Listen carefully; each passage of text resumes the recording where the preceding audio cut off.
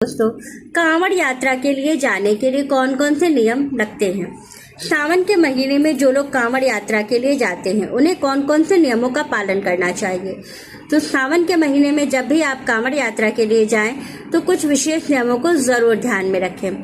जैसे कि जो महत्वपूर्ण नियम होते हैं वो ये होते हैं कि घर से निकलते ही सबसे पहले आपको अपने घर के मुख्य द्वार पर दोनों तरफ स्वास्तिक का निर्माण करना होता है, वो बहुत ज़रूरी होता है।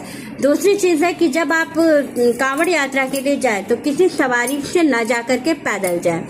जहाँ तक आपको जल भरने जाना है वहाँ तक आप सवारी से जा सकते हैं। जब आपने जल भर लिया और संकल्प ले लिया कांवड़ यात्रा का तो फिर आपको जो है किसी सवारी से नहीं जाना चाहिए।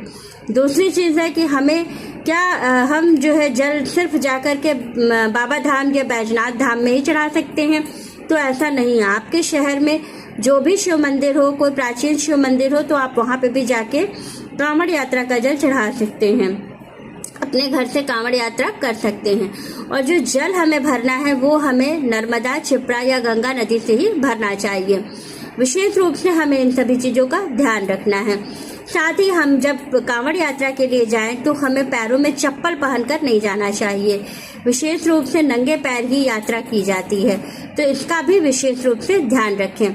इसके बाद ये है कि जो लोग कांवड़ यात्रा के लिए जाते हैं वो किसी तरह के वाणी पर संयम रखें और किसी तरह के अपशब्द का इस्तेमाल न करें।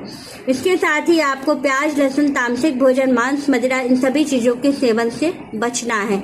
ये सारी चीज़ें नहीं करनी है। तो इन सभी चीज़ों को ध्यान में रखते हुए आप कांवड़ यात्रा कर सकते हैं। राधे राधे दोस्तों।